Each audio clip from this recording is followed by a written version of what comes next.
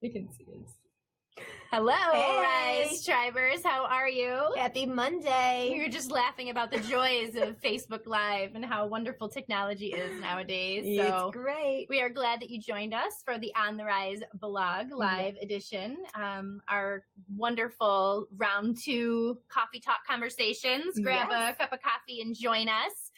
Today we're going to be talking about how to feel grateful when you don't. Yeah. So in case you didn't join us last week, my name is Lori. And I'm Carrie. And we're the founders of Rise, and we are so excited that you're here. If you have not been with us before, we are on a mission to help women really figure out who they are, where they want to go, and find direction doing that. So we just have simple tips and tricks of ways to get where you want in life and figure out what matters. And we're here to help you and inspire you, to encourage you and to give you the tools to really move forward so you can make the most of your life. Yeah.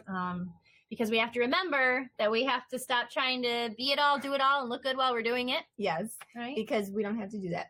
Together we can rise. So We're excited to be here I with you love guys. it. All right. So stay with us because we have a sneak peek at the We end. sure do. We're very excited to share this with you. And before we get started, we are going to jump into our conversation about this concept of gratitude and how to feel it. But we'd love to know where you are watching from. So comment below where you are. Maybe it's a city or a state. Maybe it's from your cubicle at work and you're trying to hide from your boss.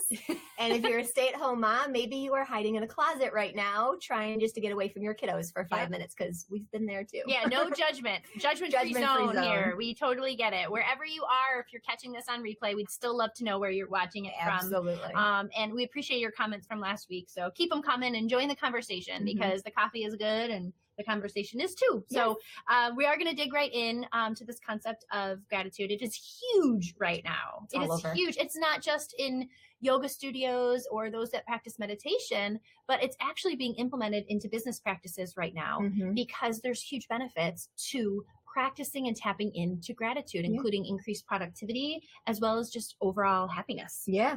And I think we've been talking about a lot this week because it's Thanksgiving week. So happy early Thanksgiving. But we've been really talking about, everyone's talking about feeling grateful because it usually happens around Thanksgiving, being thankful for what we have, showing our thankfulness, showing our gratitude. And honestly, sometimes we know we should show it. We know we should feel it. But sometimes we just can't get that feeling to actually be genuine. So what do we do when that happens? How do we connect what we want to feel with how we're actually feeling? So yeah, we're going to jump right into it. We're going to start with some starter questions. We would love to know from you, what do you think gratitude, or what does gratitude mean to you? And the second question is, what do you do to feel grateful?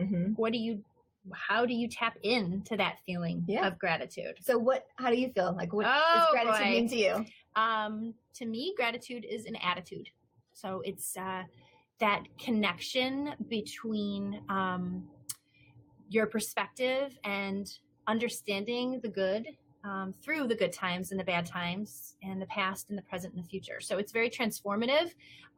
We can't control everything in life, but what we can control is our perspective and our attitude. And so gratitude is an attitude, and it does take a lot of practice. I mean, it's easier said than done to feel grateful for things, but it's a practice worth doing. Yeah. So, and as we were doing some research on just gratefulness and feeling grateful and having things of gratitude, and how Carrie was saying, it's not only just in yoga studios anymore. Like, people are actually putting this into their business, and how when they're grateful, it has different outcomes. And the more research we were doing, we realized how many positive impacts gratefulness really, truly has on so many areas of your life. So we just want to run through a couple of those because there were some that I didn't even realize had that direct correlation. It makes sense once I read it, but I didn't really think about it that way. Right. But just your mood is better. And especially, we're in Western New York and it's cold, and now there's white stuff on the ground. There's snow here now.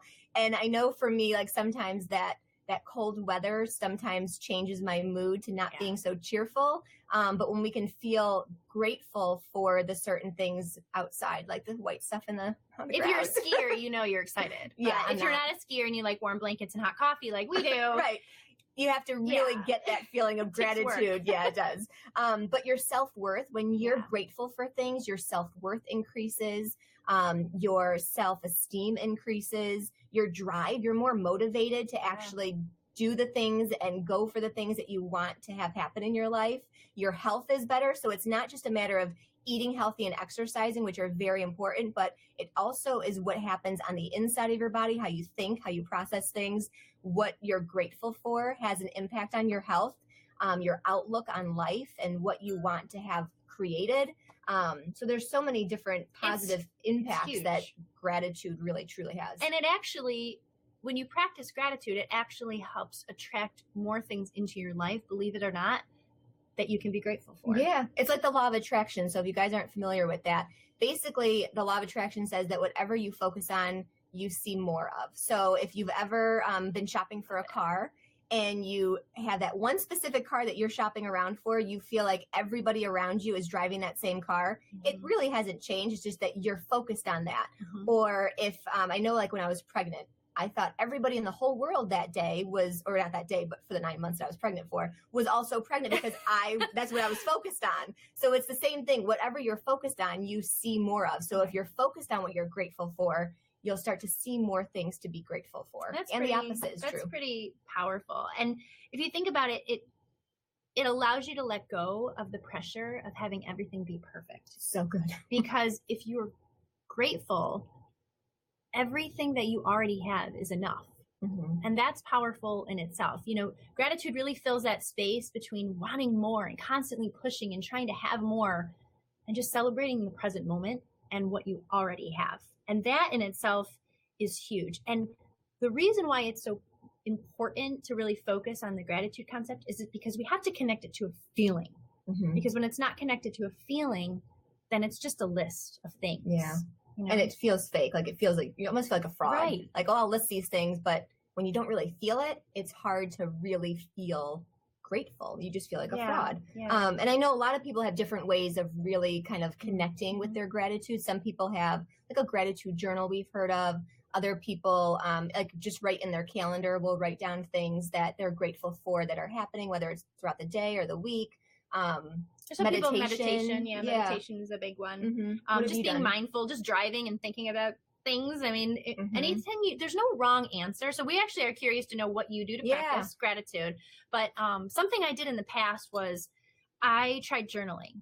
And I just think traditional forms of practicing gratitude just weren't cutting it for me anymore, because what happened was I would journal the things and I would list out the things that I was grateful for, and I wasn't having any feeling connected to it. So it wasn't that I wasn't grateful. I was writing generalities. I'm grateful for my family. I'm grateful for my home. I'm grateful for my dog. I'm grateful for my health. But there wasn't any feeling behind it. And so it felt very forced, that gratitude. And when you force something, you actually push it further away from you. It's kind of like if you've ever taught a dog or trained a dog to walk on a leash, especially a big dog. It's a lot harder than it looks. When you pull the dog towards you, it actually has this reflex to just push itself away.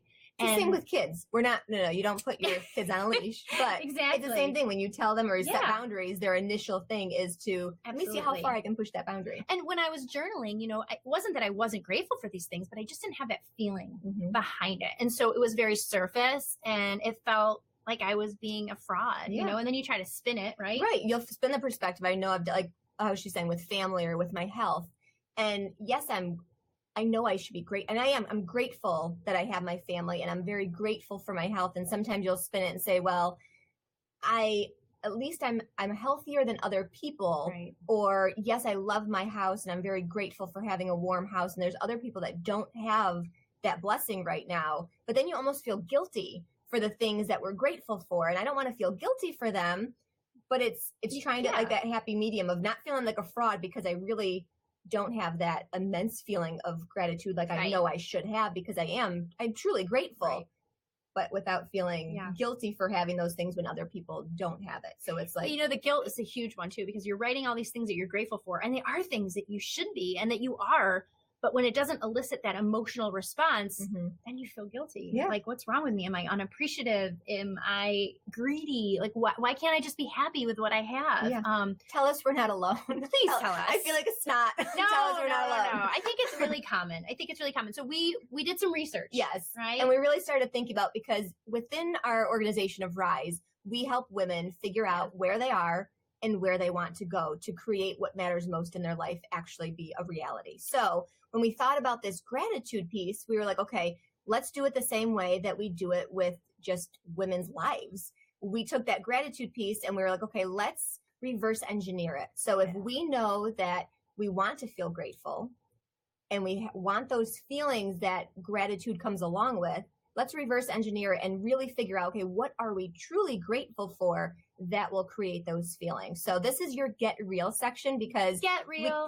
we can't just say, feel grateful because there's plenty to be grateful for, but how do you feel grateful when you really don't? So this is that piece of so it. you're going to want to start with the feeling. Yep. Start with the end in mind. So write down, I'm sorry. No, go ahead. You go. So write down how you want to feel. Maybe it's you want to feel calm, or you want to feel at peace. Maybe you want to feel encouraged, or you want to feel happy, or you want to feel proud. I like that one. Yes. Appreciated, comforted, valued. Yeah. There's no wrong words. I'm just trying to think of like how I would want to feel. Write down that word or words and then reverse engineer it back. So if you have a piece of paper, get it out and write down, how do you want to feel? Like when you think about feeling grateful, what actual feelings, other than just gratefulness, what other feelings kind of come along with that, and write that word down. And so then the next step is moving into what gets me to that feeling. So what causes that feeling? What experience? What sensation? What people? What are the things that help elicit that feeling in your life? So I'm going to give you some examples. And again, there is no wrong answer. It can be something small. It can be something big. It has, as long as it has meaning to you. So for me, a hot cup of coffee. Yes, in the morning when it's still hot and you don't have to rewarm it up in the microwave. Oh yes, right. And it's peace and quiet, and you can just drink that coffee in solitude and enjoy the start of your day. Mm-hmm. That to me elicits a feeling of calmness, of comfort, and that's something that I'm striving towards. It could be something to have to do with your child, maybe the way they reach for your hand, and you can kind of sense the feeling of their fingers, intertwining with your own fingers, and just that feeling right there, that sensation of love that's pure, that you love. It could be in the summertime. I love the smell of fresh cut grass. It just makes me so happy. Wet leaves. I love wet leaves. Really? Yeah, it's like the smell of fall. And we didn't get a lot of that here, so I missed fall because I didn't smell the leaves this year. Or like the fireplace with a cozy blanket. Like the crackle. Yes.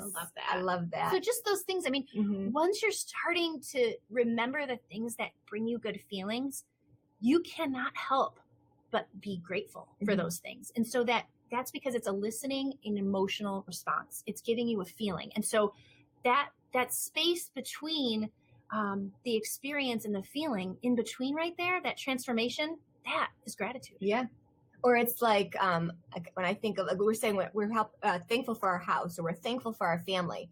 Those things are big things. Like that's just like the very general things. But like when Carrie was talking about like that cup of coffee, or like I think about like my two boys playing and actually playing nicely together, and like those like deep belly laughs when they have them. And it's not, I love quiet. But when they're playing and it's loud and they're actually playing together, I'm thankful and I'm grateful for my family at that moment. So the family is the big generality. But when I think of being grateful, I think of the times when I see them and hear them playing on the floor together and really just enjoying each other's company. Like that makes me feel grateful, not just family, but it's that specific moment where you take time to be really present. And that's, I think, what we have to kind of slow down and do, because nowadays we're so fast paced and we don't take time to really just be in the moment. We're always thinking like 10 steps ahead of, okay, what's coming next? Don't think what's coming next. Be where you are when you're there and just take it in. Because I think when we can start to like just be there and be present, then we'll really be able to feel those feelings of gratitude, because we're experiencing it. It's not just a list on a piece of paper of how we want to feel. We are actually living that moment, but we have to be present to do that. So I think that's... So just to recap for you, in order to feel grateful, even when you don't, you want to work backwards. So you want to reverse engineer it. Start with the feeling that you want to have in your life, a feeling that's important to you and that you love to feel. Yeah. And then remember the things that help you feel that way. And when you start really tapping into those memories and those experiences and those people, and even with the smallest of details, that will elicit the feeling of gratitude. And it will become so much more natural, so much more organic, not forced, and you will find that feeling at the end of that experience that you are longing for. Absolutely. So we hope that was helpful today. So again, feel free to leave comments. We have a couple of updates. Yes. One is that next week we're coming back to you at 11 a.m. Eastern Standard Time. We're going to be talking about 5 things that you can do right now if you're feeling stuck. Yes. So that's We're going to be excited to be there with you guys. Really fun. And you ready for the sneak peek? Okay, we've been doing some teases so on our social media account of a project that we have been working on, and we're getting to the very, very end of it, and we were so excited. We showed our membership group, our sisterhood, and they loved it. So we wanted to give you guys a little sneak peek tease too. So sneak peek number 1. Here we go. Ready? Show them the first All part. right, ready? Ooh, I love it. Okay, sneak peek number 2. Number 2, let's show them. How about this one? Oh, I love the colors. Okay, ready? Here we go. Sneak peek number 2. Beautiful. Looks so nice. Okay. And let's do a third one. Are you sure? Yeah. All right, Yeah, third one. Let's see. Do How the about third one? Ooh, double whammy. Yeah. Let's All do that. right, Okay, ready, guys? Here we go. Dun, dun, dun. Oh, I love it. Yeah, that looks great. Woo! I'm so excited. We're so excited. What it is, it's the Rise Planner. It's a 90-day journal with a purpose and a plan. And it's everything you would want in a plan. I've never found a planner. We were struggling. We couldn't find a planner that we loved. So it has everything that we would want. And it's also a journal. It's a life growth tool that you can use. So it's everything all in one place. Helps you figure out where you are, who you are, where you want to go, and everything along the way. So we're excited to share it with you. It's been a baby of ours we've been working on. So stay tuned. We have a couple final details we're putting on, some finishing touches, and then we're going to get that out to you so that you can take advantage of it and use it to start your new year off. So excited. We will talk to you soon. We're very grateful for you, and we hope you have a wonderful Thanksgiving. Bye.